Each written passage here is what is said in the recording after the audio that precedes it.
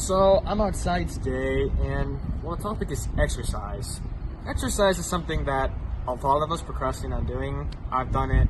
Multiple of my friends have done it, and we always find a way to do it. We're too busy, or we have school, or something. There's always something, and really, those are excuses.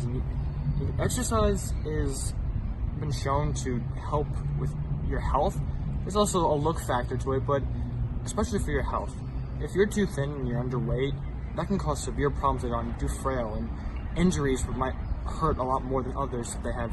It can lead to a lot of other things like diabetes and cancer and all these other things that can lead to that because you're overweight. Now, there's also, when you exercise, these chemicals called endorphins. They're released to your body, which this perception of pain seems to kind of disappear. But also it gives you this good feeling that's why you continue to keep exercising. That's why athletes continue to be athletes, because they get that good feeling of accomplishing things and having this great achievement. And I've gone through it personally myself, but I'm going to leave this off to my friend Adil because he has the other side of the coin. Thank you, Anthony, for that amazing introduction into why exercising is very important. For 3 years now, exercising has been a major part of my life. It's made me become a better person. It's made me be more friendly. It's changed me in a really good way. Truthfully, in the beginning of my journey, which was 3 years ago, I weighed 213 pounds, and I was only 15 years old, and I was nearing obesity, which is never a good thing for a 15-year-old. It's like one of the worst things that could ever happen to someone. This wasn't because I ate because I needed to. This was just because I was never active my whole life. The truth and the whole truth was I always just came home, didn't care about my grades, didn't care about my studies, came home, sat down, ate, played games, ate, played games. It was a cycle of just not caring about myself enough. And when I got the privilege of having my own gym with my own exercising machines and things that could help me, I used it. I found a way to balance school and 17 almost every single day, and I continue to do it to this day, actually. My journey wasn't easy. I didn't have a lot of people who supported me. Most of my parents and family members told me to focus on my studies, not my body, because studies are always the most important thing. But caring about yourself, and I guess your interior, what's in your heart, and the way you look, the way people perceive you. Nobody wants to be seen as that one ugly guy that doesn't take care of himself, because I, for the longest time, was known as that.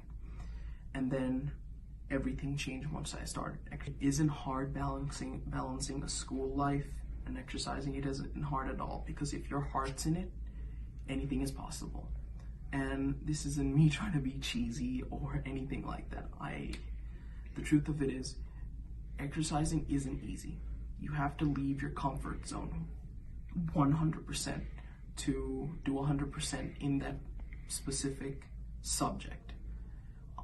I think that's a norm for anything. If you really want to be the best at what you do, you need to work hard. And me and Anthony, we for the longest time, we were raised in a way that we would be grateful for what we have and what we work for, etc. And exercising is one of them. It has long-term benefits, 100%. I can see myself living up to probably 101. I'm just saying, I don't know, it's possible. And that isn't because of me just working out. Exercising is working out and eating well.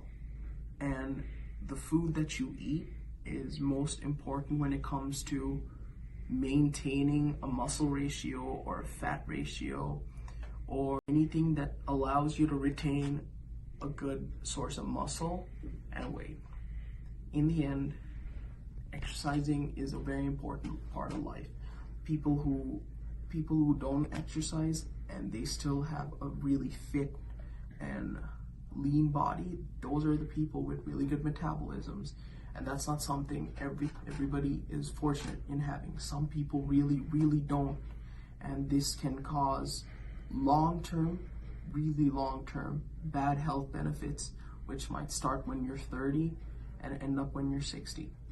But in the end, exercising is an important part of life. I feel like it's something anybody can incorporate at least 30 minutes of. Well, I thank you, Nadil, for your personal experience. I'm sure that from both of our experiences, you can relate in one way or another. And if not, that's okay. Because this is where you can create your own story.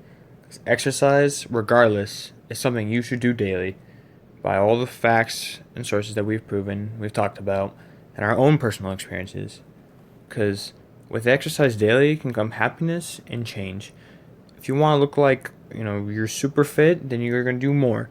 But if you want to just be in good shape and have good health, exercising for 30 minutes a day is all you will need. Thank you for your time.